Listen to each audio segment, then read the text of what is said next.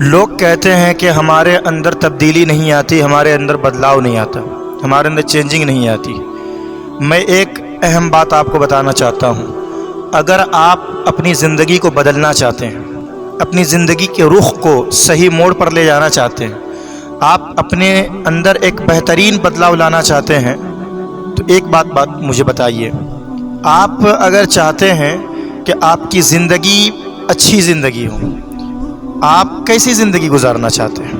اگر آپ ایسی زندگی گزارنا چاہتے ہیں جو اعمال صالحہ کا مجموعہ اور مزین ہو، اس سے اگر آپ یہ چاہتے ہیں کہ آپ نمازی بن جائیں، اللہ کے خوف سے آپ کا سینہ لرزتا رہے، دل لرزتا رہے، خشیت الہی سے آپ کا دل معمور رہے، آپ اپنے اندر اچھی تبدیلی چاہتے ہیں، اور اگر آپ بے عملی سے بد عملی سے بچنا چاہتے ہیں، تو یاد رکھیں، میں آپ کو ایک بات بتا دوں کہ آپ کی بہترین زندگی تبھی ہو سکتی ہے، آپ جیسی سوچ رہے ہیں زندگی، ویسی زندگی کے لیے ایک چیز ضروری ہے کہ آپ کو اسی انداز پہ سوچنا ہوگا، اسی انداز پر عمل کرنا ہوگا، اور اس چیز کے لیے ایفورٹس لگانے ہوں گے۔ ایسا نہیں ہے کہ کسی چیز کی تمنا آپ کر رہے ہیں، کسی چیز کی خواہش رکھ رہے ہیں، کسی چیز کی آرزو رکھ رہے ہیں، بس آرزو رکھ لینے سے کیا کوئی چیز حاصل ہو جاتی ہے؟ ایسا رہتا تو پھر ڈاکٹر انجینئر بننے کے لیے پھر محنتیں نہیں کرنی پڑتی۔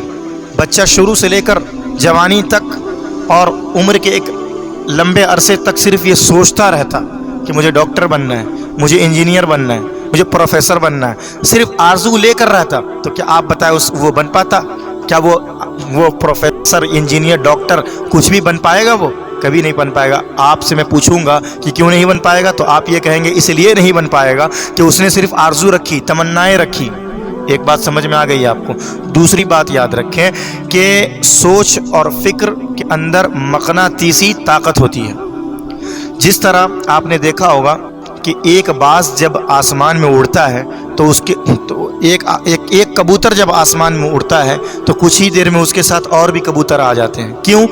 باز با باز، کبوتر با کبوتر، ٹھیک ہے؟ یعنی کبوتر کبوتروں کے ساتھ رہنا پسند کرتا ہے، باز کے ساتھ رہنا پسند کرتا ہے، چیل کے ساتھ رہنا پسند کرتا ہے۔ تو سوچ اور فکر کے اندر بھی وہ طاقت ہے کہ آپ جیسی سوچیں گے، ایک سوچ آپ نے سوچی ناکامی کی، یا ایک سوچ آپ نے گندی سوچ سوچی یا گندی فکر اختیار کی، یاد رکھیں کچھ ہی منٹ کے اندر، آدھے گھنٹے کے اندر، 10 منٹ کے اندر، 15 منٹ کے اندر ویسی سوچ اور بھی آپ کے اندر آنے لگے گی، ویسی فکریں اور بھی آپ کے اندر آنے لگیں گی۔ آپ کے سوچنے کا انداز بڑا ڈیپینڈ کرتا ہے آپ کی زندگی کو لے کر۔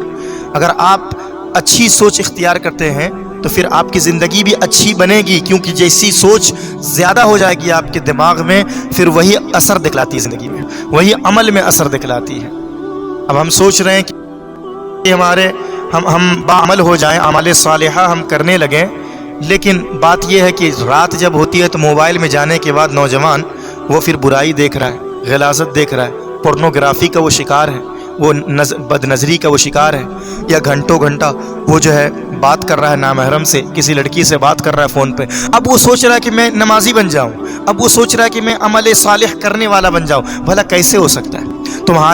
تمہاری ایکٹیویٹی یہ بتا رہی ہے، تمہارا انداز فکر یہ بتا رہا ہے کہ تم بے عملی کی طرف جا رہے ہو۔ تمہیں عمل صالح کی طرف آنے کے لیے اس ایکٹیویٹی کو چھوڑنا ہوگا۔